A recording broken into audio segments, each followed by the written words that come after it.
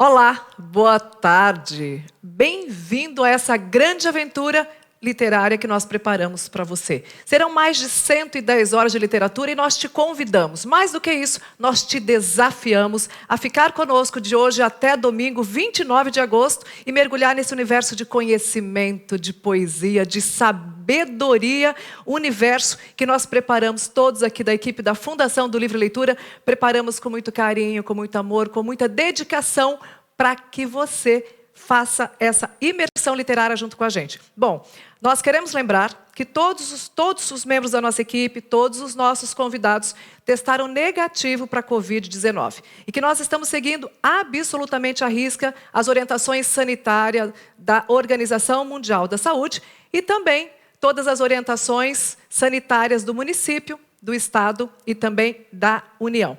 Bom, toda a programação da Feira do Livro, ela é acessível. Você percebe aí que nós temos as libras, mas também temos...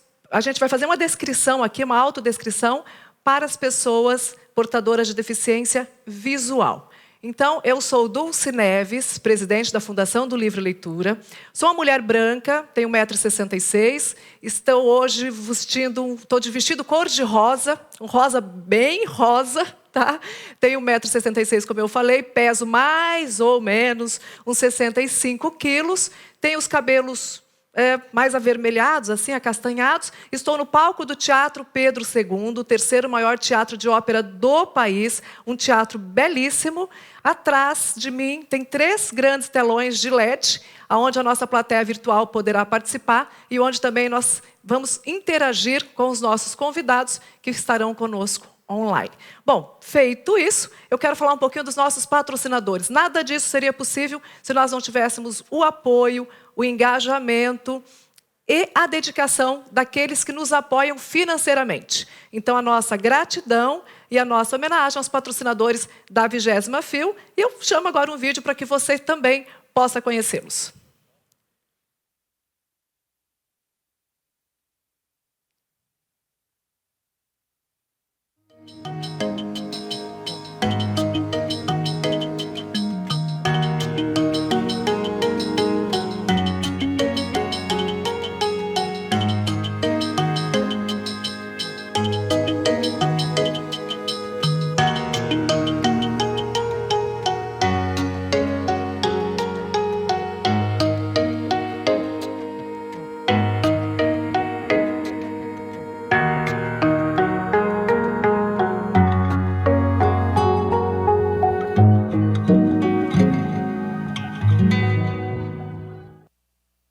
Bom, eu quando estou diante de um microfone, quando eu estou diante de uma plateia, quando eu estou diante de uma câmera, eu não perco nenhuma oportunidade de agradecer, porque são esses parceiros que nos ajudam a fazer o que fazemos para que você também possa ter toda essa arte, toda essa literatura de uma forma democrática e acessível. Todas as atividades da Fundação do Livro e Leitura são gratuitas e você pode participar com a gente. Bom, agora, gente, a gente tem um salão de ideia muito legal. Ele é o embaixador da FIL. Inácio de Loyola Brandão está com a gente, com certeza, desde o início das nossas atividades, ou seja, por longos 20 anos. É um escritor premiadíssimo, membro da Academia Brasileira de Letras, e quem conversa com o Inácio de Loyola Brandão sobre os 40 anos da primeira edição do livro Não Verás País Nenhum, é a nossa queridíssima Laura Abade. E a gente chamando aí a Laura, nesse bate-papo com Inácio de Loyola Brandão.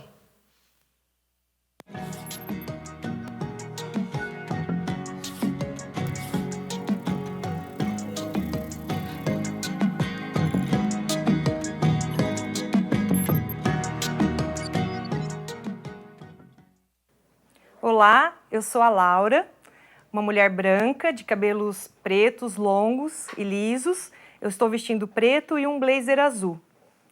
E eu vou entrevistar hoje no nosso primeiro Salão de Ideias o autor, escritor e imortal da Academia Brasileira de Letras, Inácio de Loyola Brandão. Seja bem-vindo, Inácio.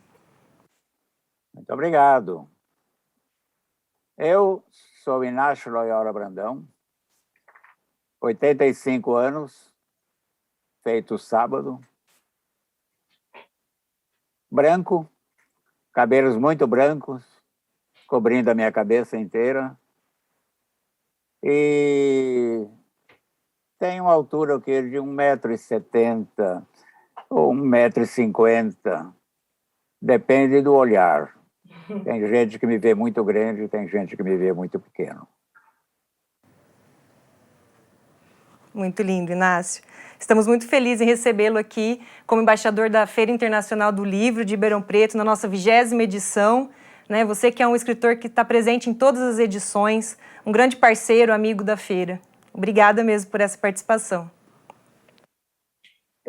Araraquara já está com ciúmes enormes, viu? Porque eu vou muito mais a Ribeirão do que em Araraquara. Mas adoro o Ribeirão, adoro a feira. E tenho tanta inveja, porque na minha terra ainda nunca teve uma feira. Um dia a gente terá. Inácio, esse Salão de Ideias ele é especial para a gente poder falar dos 40 anos do seu livro Não Verás País Nenhum, né? Da primeira publicação do livro Não Verás País Nenhum. E nele você descreve uma distopia, né? Onde existe um grande controle, existem fichas que você apresenta na história, no enredo, né, do livro, fichas que permitem a circulação das pessoas restrita, fichas que têm um controle da água, um controle da comida. Eu queria trazer um trechinho do livro, das páginas 94 e 95, para a nossa primeira pergunta, se me permite aqui. Abre aspas, é uma frase do Souza, né, o personagem principal do livro. Onde fica o homem dentro disso tudo? Qual a função dentro da natureza, do universo? Ele rege ou é regido? E esse esforço tremendo que o homem fez durante séculos para ser o dominador, o que detém o poder. Teria o homem ido além, ousando alterar a estrutura interna do universo? Modificá-la sem antes sequer compreender ou dominar as pequenas estruturas que somadas formam o nosso mundo? Quer dizer, ele ainda não estava preparado para a grande modificação e cometeu um grande erro em algum ponto. 40 anos depois, Inácio, de você ter escrito isso, você considera que o ser humano tem mais acertado ou errado? Será que essa pergunta era para mim? Porque essa pergunta eu fiz no livro. Essa pergunta eu faço como escritor. Essa pergunta é uma pergunta desafiadora para os leitores. E esses leitores, sejam o que eles forem, filósofos, cabalistas, psicólogos, psiquiatras, políticos. Eu acho que o homem continua a ser um ser muito complicado. Entre a primeira edição desse livro e a edição que está saindo agora, o que o homem aprendeu? Olha a situação do mundo. Melhorou o quê? Melhorou a tecnologia. Mas a tecnologia trouxe também vários problemas. A informática, que foi o grande salto dado pelo homem nesse século, está trazendo confusão, está trazendo perplexidade. Nós todos estamos presos hoje a quê? À internet, ao computador, ao celular. Ninguém mais vive sem esse celular na mão. Essa pessoa não vive mais sem o celular, vive sem a companheira ou o companheiro, vive sem o filho ou sem a filha, mas não deixa de ter o celular. Aonde for, para onde estiver, andando no ar, embaixo, o celular está junto. Se o celular não está junto, o homem se sente hoje inseguro, desconectado com tudo. Então, a tecnologia está trazendo esse tipo de problema, coisas psicológicas, coisas sociológicas. Eu imagino, e talvez já pensei em escrever num próximo romance, que não é esse que eu tenho terminado agora, que no futuro esse homem vai nascer com o celular na mão.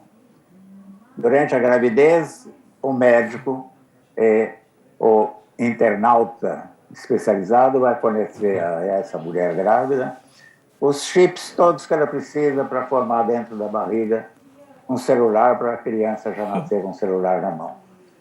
Acho que é uma boa ideia para um contra o futuro. As minhas histórias têm sido assim distópicas ultimamente. Mas o homem continua em guerras constantes. A guerra, desde que o mundo é mundo, virou a normalidade. Continuamos aqui.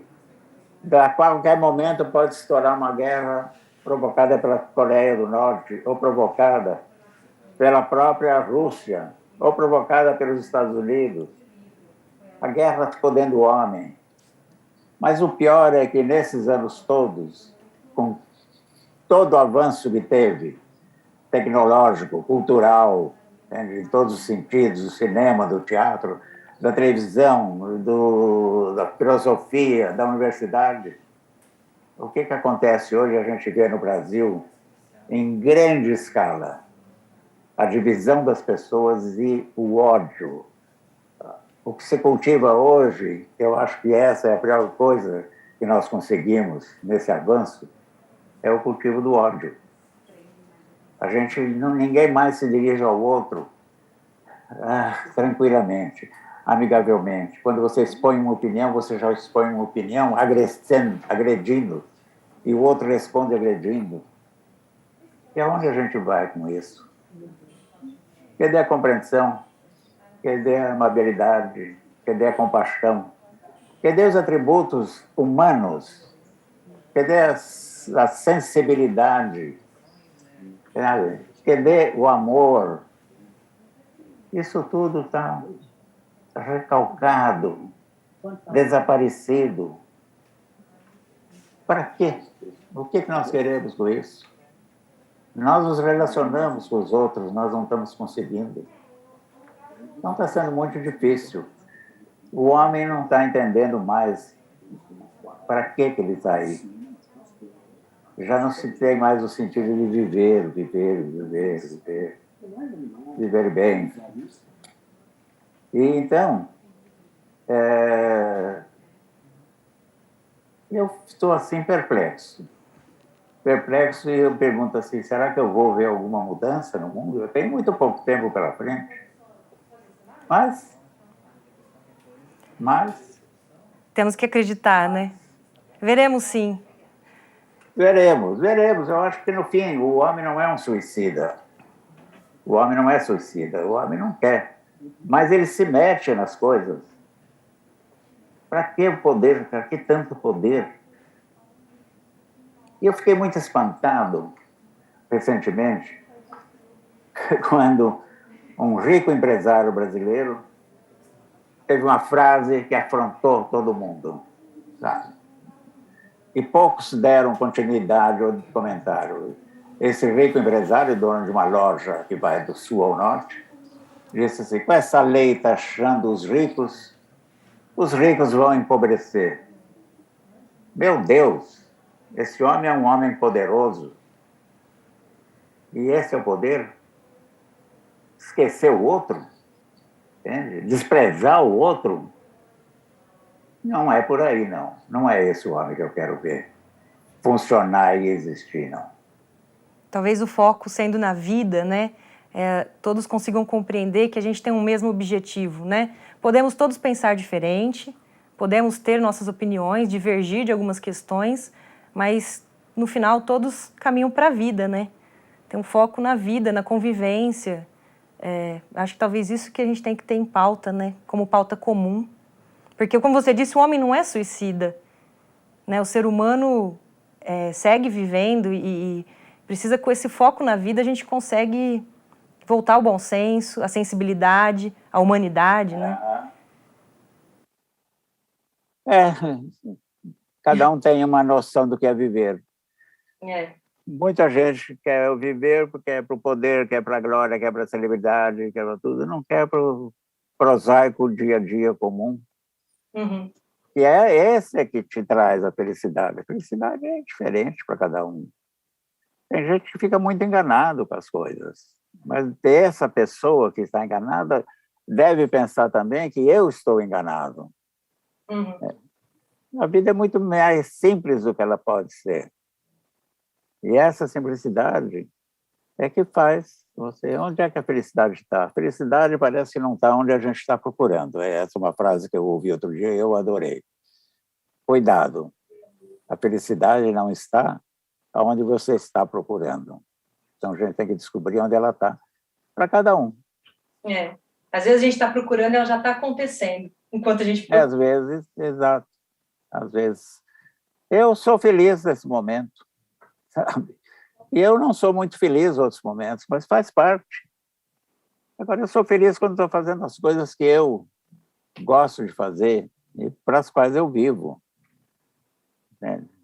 É uma questão de escrever os livros, de falar com as pessoas, de estar na rua, de ouvir, sabe? De comer, de dormir, do meu relacionamento, da minha mulher, meus filhos, meus netos. Essa é a vida.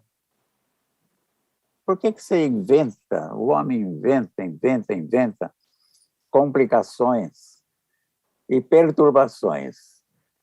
Perturbações.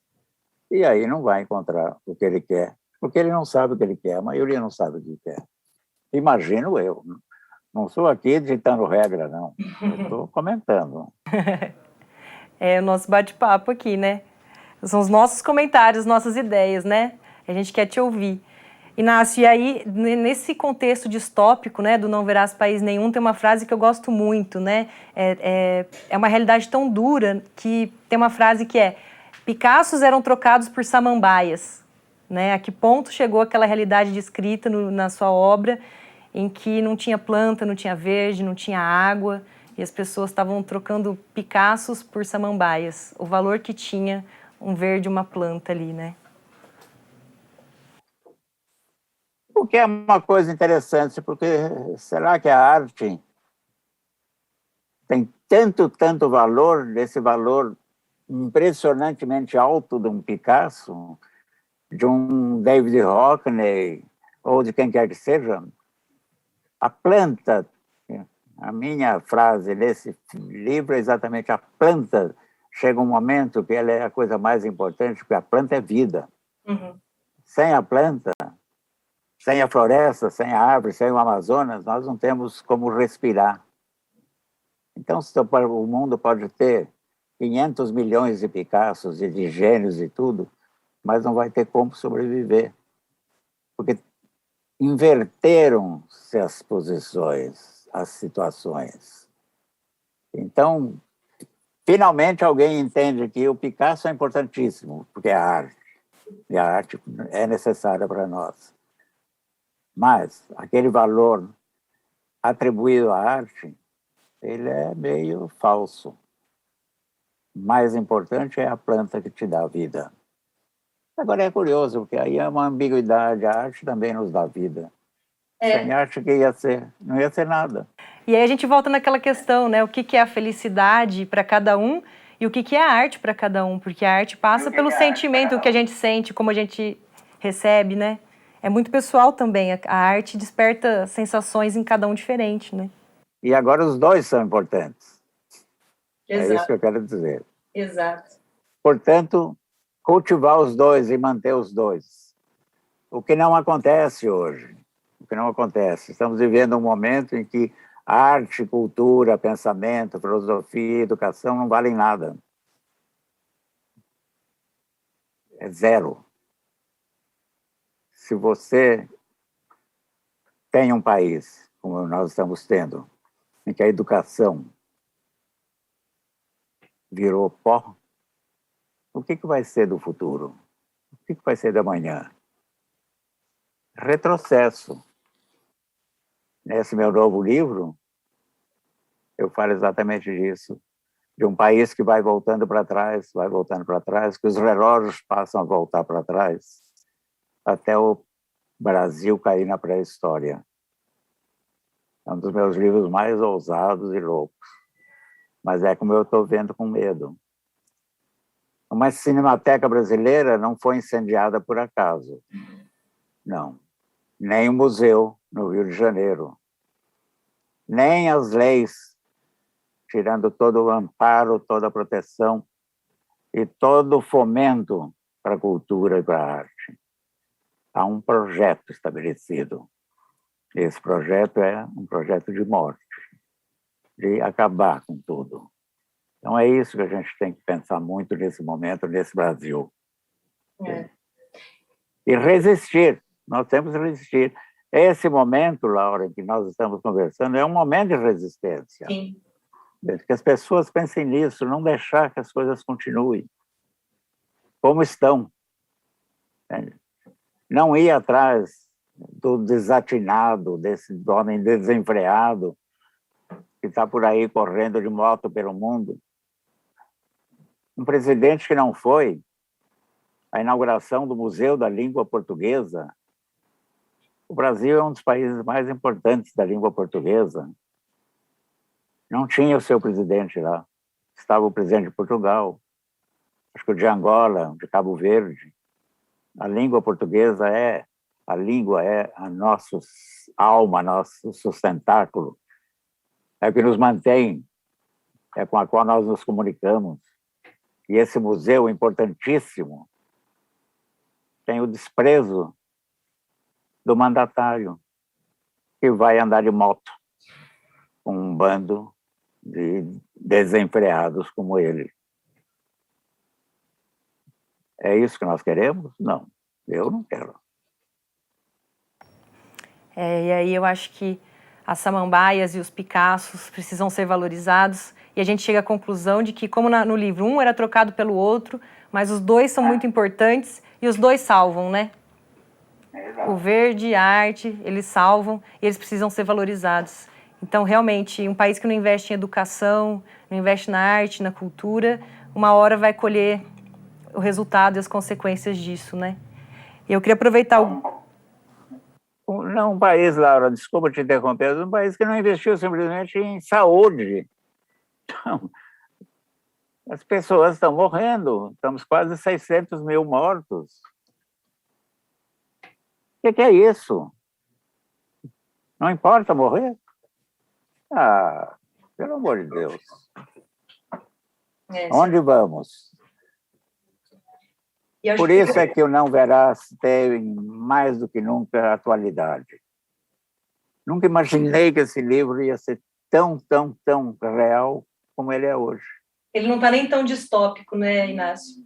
Não. Uma coisa assim. Quando eu escrevi, eu imaginava, inclusive, que ninguém leria esse livro. Porque eu não conseguia escrever. Era difícil para mim escrever o livro. A um certo momento eu parei e recomecei, dando ironia e humor. Um humor pesado, mas um humor... Porque eu falo assim, você vai ler isso, você sai daqui e se mata lendo esse livro. No entanto, é um dos meus livros mais vendidos, um dos mais vendidos, ao lado do Zero. Há 40 anos ele é vendido. Está agora numa edição especial, 40 anos. Mais vivo do que nunca, mais real do que quando eu escrevi. É muito triste isso, sabe? É muito triste. Eu me alegro como escritor por ter escrito e denunciado entre aspas. Não, mas, às vezes eu me pergunto como que eu escrevi. Às vezes não consigo reconstituir as condições em que eu escrevi. Eu sei como eu escrevi. Tão doido. Mas eu fiquei pensando muito também na frase do Euclides da Cunha, que eu cito bastante. Na Guerra de Canudos, o exército brasileiro lá, em peso, rodeou e fechou, nos últimos momentos de Canudos. Cercou aquela vila de miseráveis, de desamparados e fudidos, de tudo lá, que não tinha nem muita arma, nem nada, cercada por exército com canhões e fuzis e tudo aquilo. E é um dia normal na cidade. O exército está parado, esperando alguma ordem, e de vez em quando alguém dá um tiro e mata uma pessoa que está passando na rua. A pessoa cai morta e a cidade continua a viver, passa, olha aquele morto, aí daqui a pouco cai outro, de repente uma bomba é mandada e explode, e a vida continua normal. E aí veio a frase do Euclides da Cunha, que me marcou, e que se eu tivesse lido antes, quando eu escrevi o Não Verás, eu teria colocado. Coloquei no livro que vem em seguida, Dessa Terra Nada Vai Sobrar. A anormalidade tinha se transformado em normalidade. Tudo aquilo de pessoas morrendo, bombas explodindo, não fazia diferença. Eles estavam acostumados. A pandemia se tornou normalidade, apesar de ser uma profunda anormalidade. E o presidente corre de motocicleta. Só isso. O que está acontecendo com a gente? Nós não reagimos? A gente aceita tudo? Eu posso dizer assim, nem tanto me resta de vida, mas eu tenho filho e eu tenho neto, e provavelmente esses netos vão ter filhos. E em que país vamos morar? Essas pessoas todas que estão aí, sabe, indiferentes, o que pensam? Jamais tem um minuto de pensamento para o outro. Esse pensamento não existe. Estamos fechados todos, não só dentro das nossas casas pela pandemia, mas estamos fechados dentro de nós mesmos, sabe? Olhando para o nosso umbigo. Talvez tentando nos salvar a vida física, mas e a outra? E o coração? E o espírito? Por que nunca se vendeu tanto remédio recomendados pelos psicoterapeutas, pelos psiquiatras, pelos terapeutas? Tá? Tudo para acalmar essa doideira que está agitando você por dentro. E as pessoas não se suportam, mas não conseguem trazer, buscar nos remédios todos de tarja preta a sua felicidade e o seu alívio. O alívio não é aí. Ao contrário, ele complica mais.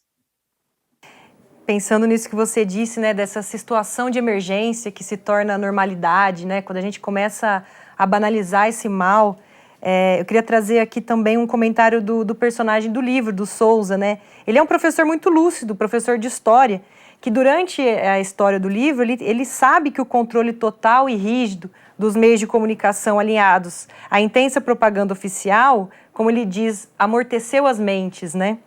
E que, de alguma forma, essa emergência vivida na história do livro, nessa distopia que você escreve, passou a ser considerada normal, que é um pouco do que você disse agora, né? Uhum. E o personagem, e aí ele afirma que ele se sente vivendo em uma ficção científica. E aí, assim, em 2020 e 2021, por muitos momentos, eu acho que a gente se sentiu assim também, né? E eu vou mudar o termo agora, esse termo eu fiz na época.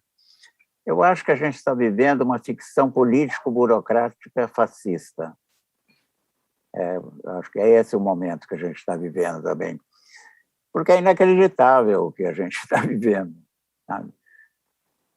Fake news. Quem comanda esse país são as redes sociais. Quem manda não é o presidente, não é Câmara, não é ninguém, são as redes sociais. E quem são as redes sociais, nós não sabemos. Essa é uma questão, talvez, para ser discutida pelos cientistas políticos, pelos cientistas sociais, pelos cientistas econômicos e tal. Quem comanda? O que é o governo? O governo é um conjunto de milhares de pessoas que o tempo inteiro ficam pelas redes, comandando atos, fatos, boatos e tudo mais. Não existe um parlamento. O que é esse parlamento meloso, como uma gelatina? O que é isso? Quem comanda? E ainda não foi dito claramente, obrigado. São redes sociais. E as redes sociais são milhares de indivíduos completamente destrambelhados, eu diria, a comandar ações e tudo mais. Inclusive, no contexto do Não Verás País Nenhum, tem uma coisa que você descreve como paranoia científica, né? Que é simplesmente a descredibilidade dos cientistas, né? Eles estão todos, tem poucos cientistas, ninguém acredita na ciência, isso no que você escreveu lá em 1981. Você sabe que é curioso, Laura, porque já no zero, que se passa durante a ditadura militar, essa que o governo hoje diz que não existiu, que era um remanejamento da história, já naquele livro eu falo do exílio dos cientistas. O tempo inteiro tem a coisa de um cientista que vai embora, outro cientista que vai embora, o livro é muito fragmentado. De tempo em tempo é um grupo de cientistas que se vão. Esses cientistas que começaram a ir embora durante a ditadura continuam aí agora. A ciência hoje não é a ciência. A ciência é a cloroquina, é a mentira, é a não ciência. O cientista é um ser desprezado. O dinheiro para as pesquisas acabou. O dinheiro para a formação de médicos, professores, advogados, acabou. Então, a ciência foi desprezada. Para quê? O que quer? A ciência foi politizada. E só interessa o que um grupo de pessoas determina para ela. A ciência, pobre ciência. E aliados à questão das redes, né? Basta um vídeo de alguém se intitulando cientista ou professor, sem nenhum registro, nenhum conselho, nada para se espalhar e ser tido às vezes como verdade, né? São as pessoas, são as tais capitã cloroquina. Como essa tem milhares, tem centenas, tem tudo. O que é isso? Lá, bajular, puxar o saco de um mandatário, você tem um cargo importantíssimo. O ministro da Saúde, que está lá para fazer cambalacho. E agora fugiu de toda a responsabilidade das coisas. O não verás continua. E se juntou ao desta terra, nada vai sobrar. E eu acabei sendo, sem querer, evidente, porque a gente não determina as coisas, mas com uma fantasia minha, com uma distopia, com uma imaginação desenfreada, escrever um capítulo da história do Brasil. É isso, assim. O Não Verás é um capítulo da história do Brasil. Agora, eu queria que desmentissem ele. Meio ambiente. Um ministro corrupto que vende madeira ilegal. Aonde chegamos? Mas isso já estava no Não Verás. O sobrinho do capitão, o sobrinho do Souza, que é um capitão, é o corrupto, é o Ricardo Salles. A gente que aproveita a máquina, entra nela e usufrui. A posição de poder que ele tem no livro, né? O sobrinho do Souza. Exatamente. É a posição. São os filhos deste homem. O 01, 02, 03, 05, 024, sei lá quantos, que é o que manda agora. É o sobrinho do capitão. E recriou-se nos filhos.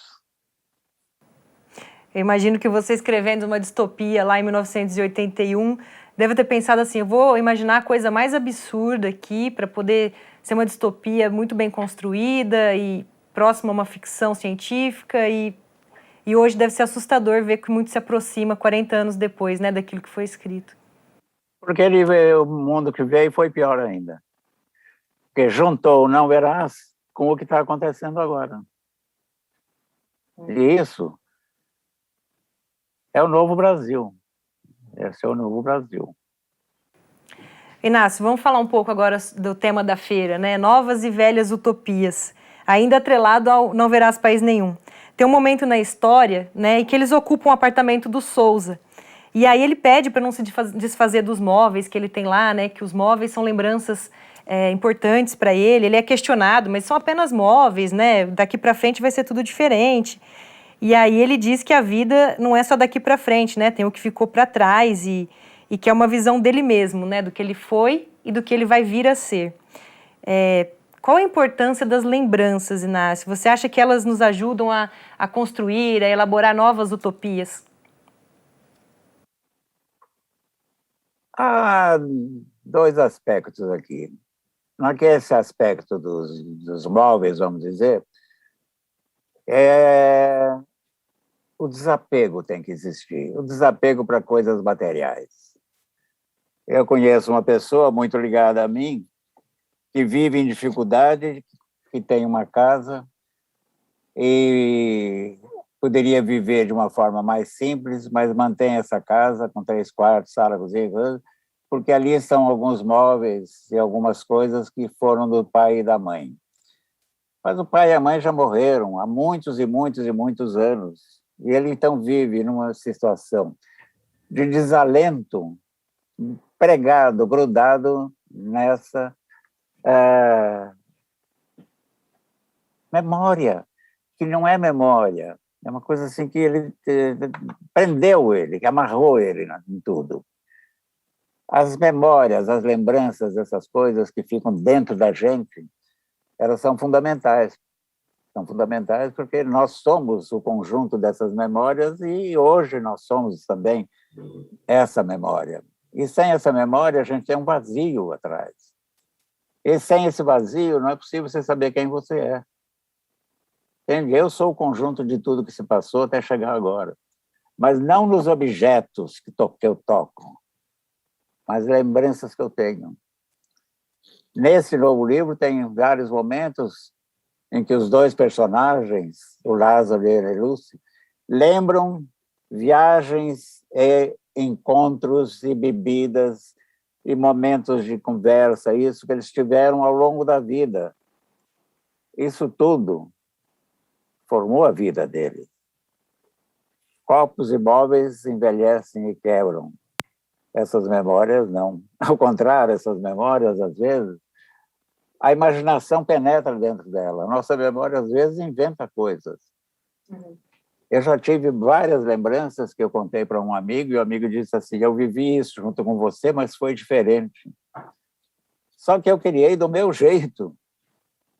E, às vezes, conversando com minha mulher, com a Márcia, com meus filhos, ela diz assim, mas isso aí não foi assim, você está exagerando.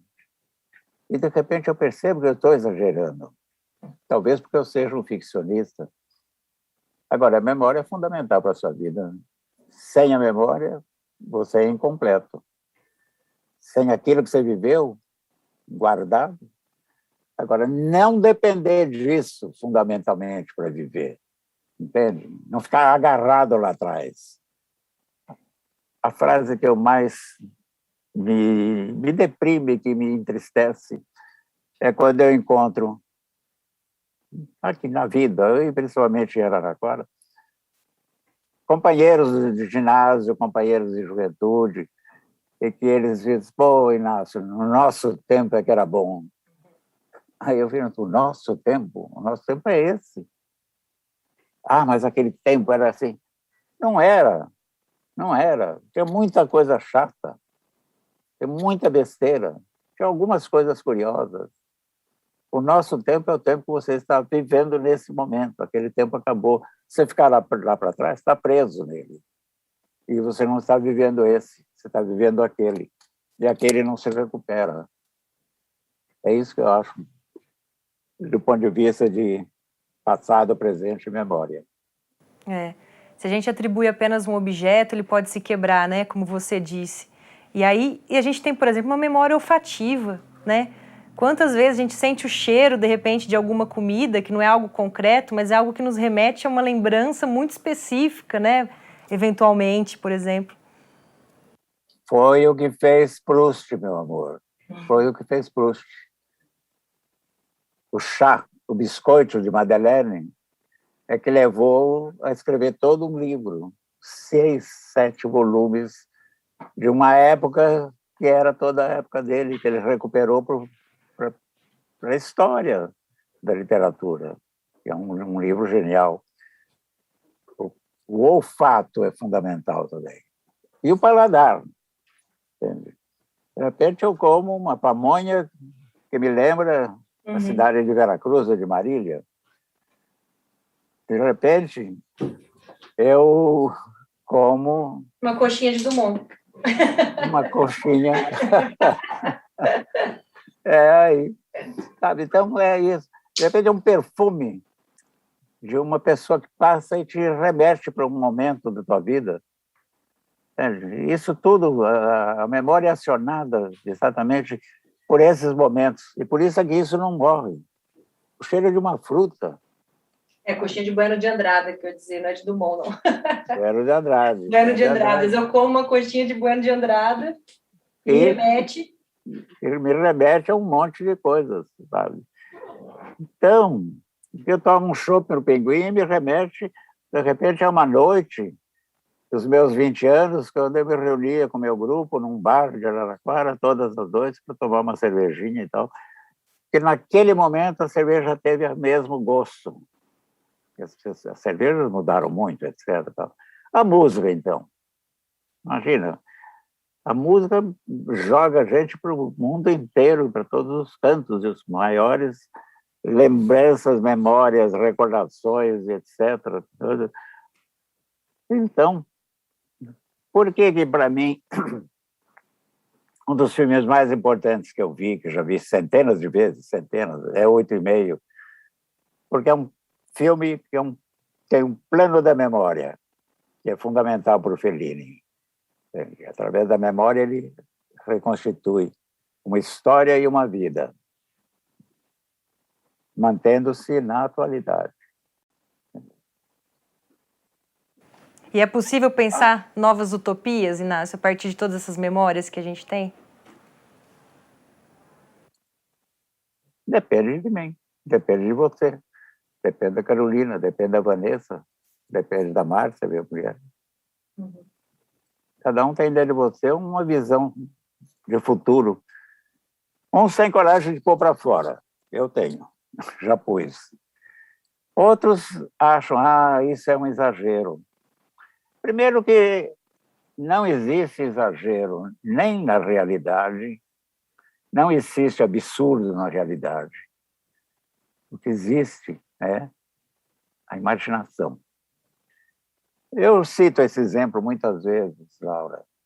Se o Kafka tivesse medo do absurdo, ele nunca teria escrito todos os livros, mas principalmente a Metamorfose. Eu dou esse exemplo a todo momento.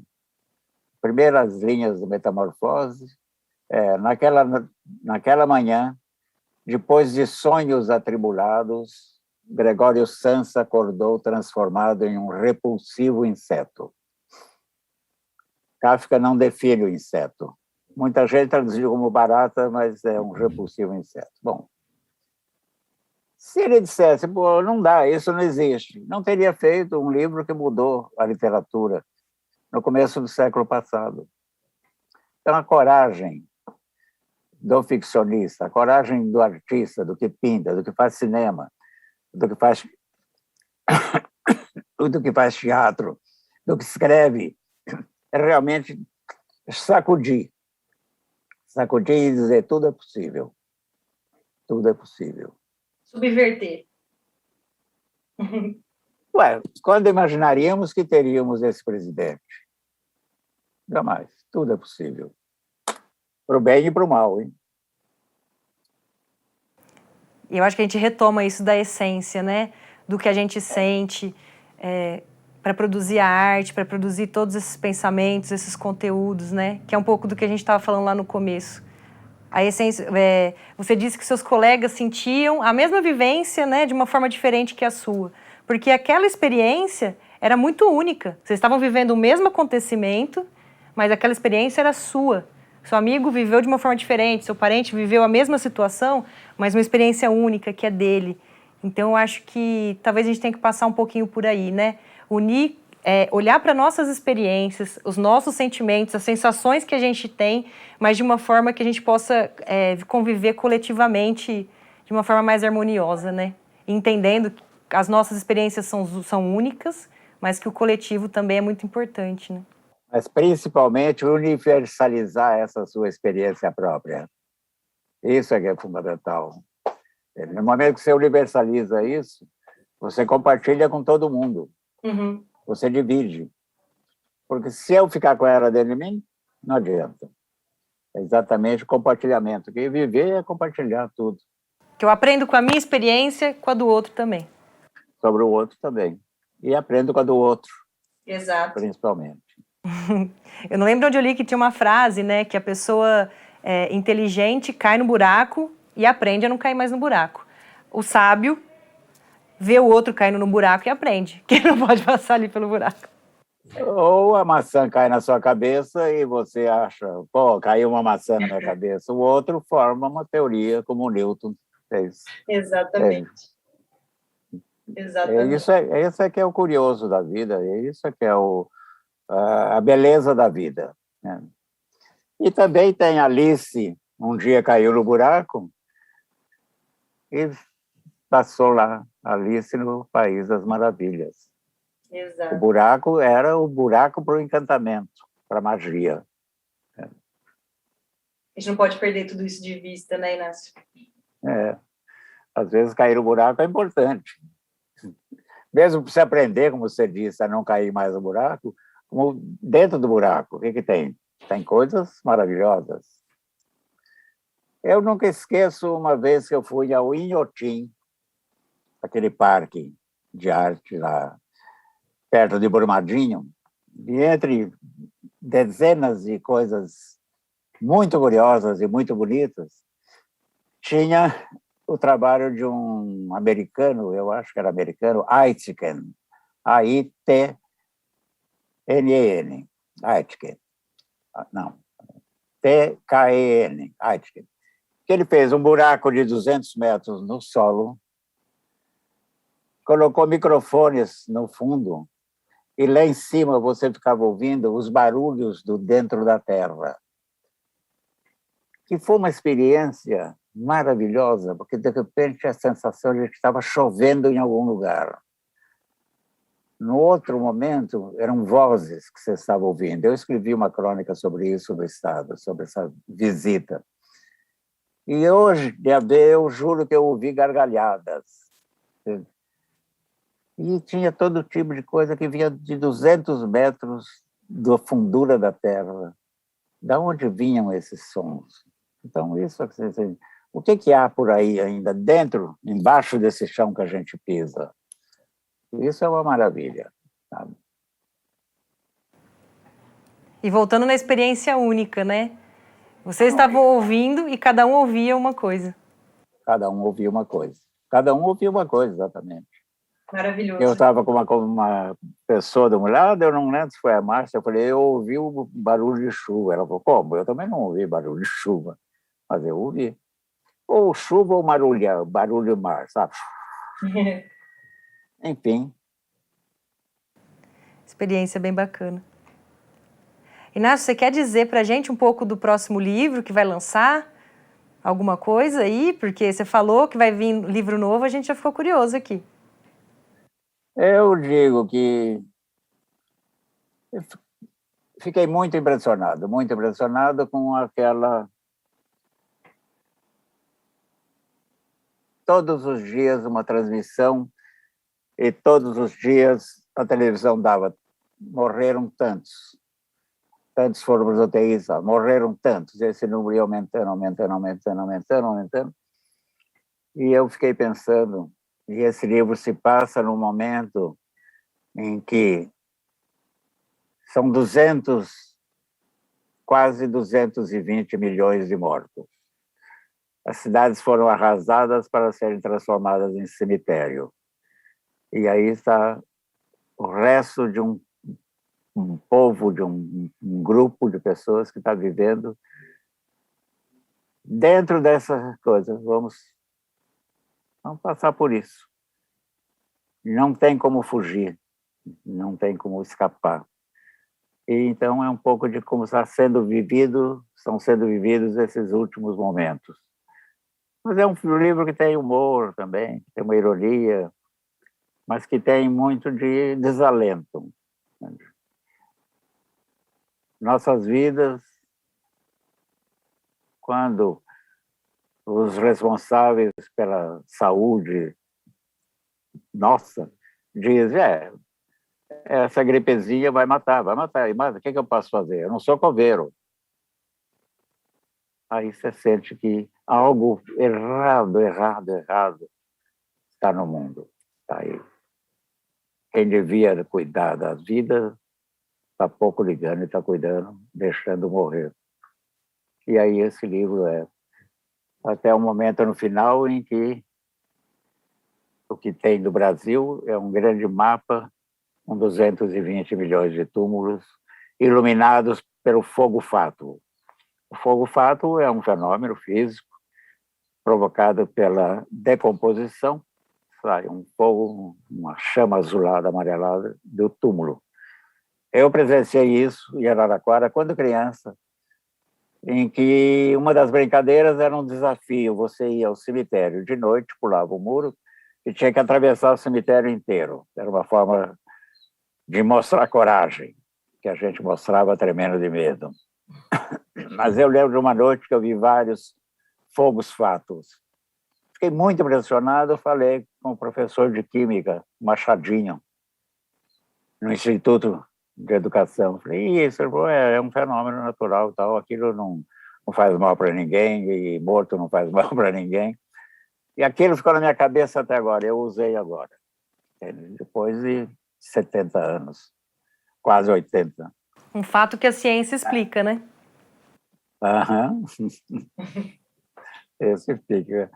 Então, é esse pouco que eu posso falar do livro ainda, porque eu estou terminando. Eu não falo muito enquanto eu não acabar. A gente já gostou bastante do que vem por aí. Muito bom. E eu acho que essa ironia que você fala, né, é um tema sério, uma distopia de novo, mas a ironia, eu diria até um certo sarcasmo, né, um bom humor é uma marca sua, né? E eu acho que é o que torna interessantíssima a leitura. Eu sou, assim, uma leitora assídua sua e eu adoro o tom que você traz para... Mais do que a história que você está contando, é o tom que você traz para essa contação dessa história. Ah, que bom. É bom. Esse é o leitor, né? Esse é o leitor que eu quero. Você está certa. Tenho o maior prazer em ler os seus livros, assim como muitos brasileiros e outros de outras nacionalidades também. Muitos leitores seus. Que bom que vem livro novo por aí. Que bom. Bem-vindo. Teve um momento assim de reclusão bem produtivo, então. Foi. O que você pode fazer? Ficar em casa? Ou enche a cara, ou ver Netflix, ou eu fui escrevendo, que é o que eu sei fazer, ou não sei, é o que eu consigo fazer para fugir de tudo. Como todo escritor, né? Todo escritor. Tem que pôr para fora as coisas que nos angustiam. E que bom para nós leitores. Nós leitores agradecemos as produções dos escritores. E a gente agradece a sua também, a sua obra que ainda vem por aí, todas as que você já fez e a que está chegando aí para a gente poder ler. Eu gostaria de contar uma coisa que ninguém sabe. Opa! E porque assim, como nasceu esse livro, na verdade? Como nasceu esse livro? Porque nasceu em um momento em que eu estava na Editora Abril, trabalhava na Editora Abril, saí da revista Cláudia e fui para a revista Realidade. A Realidade foi uma das melhores revistas já feitas no Brasil em matéria de jornalismo. Tinha uma equipe de jornalistas de primeiríssima qualidade, cara, gênios da coisa. Mas a censura começou a matar essa revista. Era tempo de censura e tal. E eu estava na revista e depois de uma semana não tinha nada para fazer, não sabia o que eu estava fazendo lá. Tá? E um dia fiquei com uma caneta na mão e sabe, você fica entediado, fui riscando,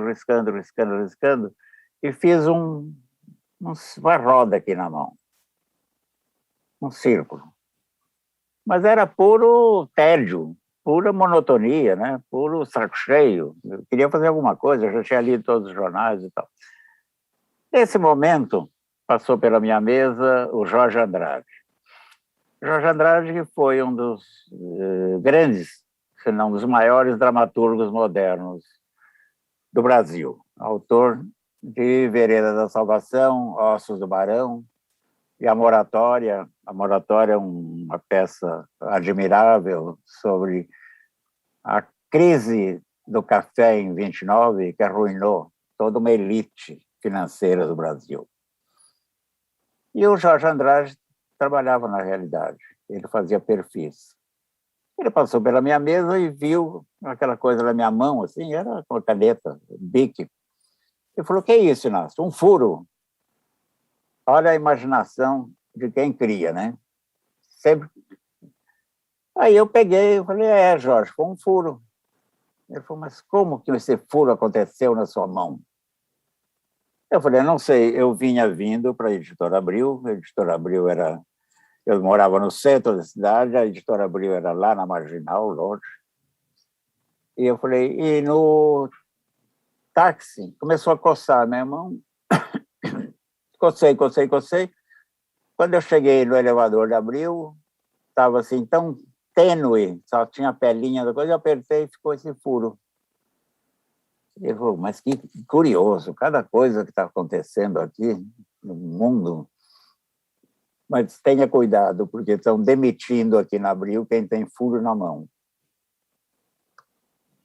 Eu brinquei, falei, então vou esconder a minha mão na gaveta, ninguém me vê. Fui embora para casa, eu estava recém-casado com a minha primeira mulher, e cheguei para o almoço, sentei logo, ela olhou e falou assim, o que é isso, a mão? Eu falei, ai meu Deus, preciso lavar a mão. Ela falou, mas o que é essa coisa aí na sua mão? Eu falei, é um buraco, é um furo.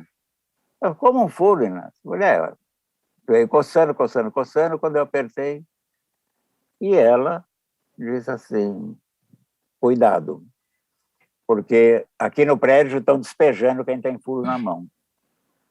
Eu falei, Bia, por quê? O que é isso? Ele falou, quem tem furo na mão é diferente. E os diferentes assustam.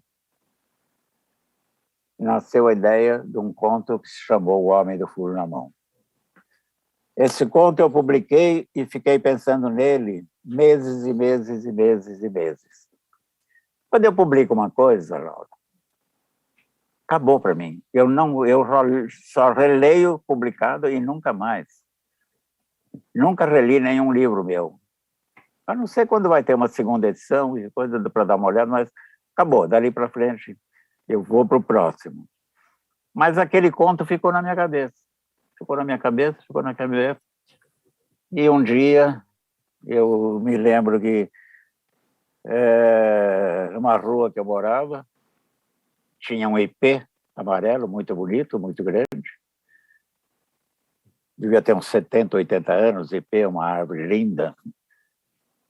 A copa inteira colorida, amarela, e depois essas flores caíam e faziam um chão, um tapete, vamos dizer. É um clichê. E um dia esse ipê morreu. E nós descobrimos que a dona da casa, em frente à árvore, tinha envenenado o ipê. Toda manhã ela estava lá regando o ipê, e não era regar, ela estava jogando veneno. Eu tinha uma amiga no departamento de botânica da USP, ela mandou uma pessoa, verificou e realmente falou, morreu. Fomos conversar com a mulher, e era uma mulher bem educada e tudo. A gente falou, mas a senhora matou essa árvore? Ela falou, claro. Por quê? Porque essa maldita árvore sempre sujou a minha calçada com as suas flores desgraçadas. Então, deu um clique na minha cabeça. Árvore maldita e flor desgraçada. Tem alguma coisa errada. E aí, aquele conto, eu comecei a mexer nele, e o personagem principal, que já é o Souza, acaba tendo um furo na mão, ele é um cara diferente, ele é despedido do emprego, fica andando pela cidade, e ele nunca tinha andado pela cidade, porque ele tinha trabalhado o tempo inteiro. E aí o livro nasceu. E já eu pensei, numa rua sem árvores. Falei, não, um bairro sem árvores, é pouco. Uma cidade sem árvores é pouco, um estado sem árvores é pouco, um país sem árvores é bastante. E aí criei esse país, a partir do momento em que já derrubaram a última árvore. E aí nasceu Não Verás. O primeiro título do livro era O Corte Final, porque se referia ao corte da última árvore, que teve uma cerimônia pelo governo, porque os Ricardo Salles já existiram lá atrás, esses corruptos, esses homens. E aí fizeram uma grande cerimônia para o corte da última árvore. E aí o livro começou. Aí veio, aí eu enlouqueci totalmente. Então, o que foi? É uma aula de oficina de criatividade, tá? Claro. Um buraco que não existe. De tédio. Vai indo, assim. Você que está me ouvindo, você também pode escrever. Seja louco, seja acelerado, seja desatinado, seja tudo o que você quiser, que a literatura permite. Porque com ela você vai mexer com o mundo e com as coisas. E talvez mudar as coisas, isso eu acho importante. Ótima forma da gente encerrar, Inácio. Que lindo esse relato de como surgiu o livro e como a literatura também é essencial, né, para a humanidade. É uma produção da humanidade, para a humanidade e faz parte das nossas vidas, né? Nós somos suspeitos para falar de literatura, né? Você mais que eu, mas eu tenho um encantamento aqui. Tem, mas a literatura veio para encantar e para mudar o mundo. E para melhorar a nossa vida. Exato. Inácio, agradeço demais a sua participação, esse momento aqui para mim. Foi um momento de felicidade. Espero que na 21ª edição, ano que vem, 2022, a gente possa fazer esse encontro presencial. Eu espero. Todo mundo espera isso, sabe? Sair dessas cadeias em que estamos, sair. Vamos lá. Foi maravilhoso. Muito Até logo mais, Ribeirão. Até logo mais. Até breve. Até breve. Beijo. Obrigada.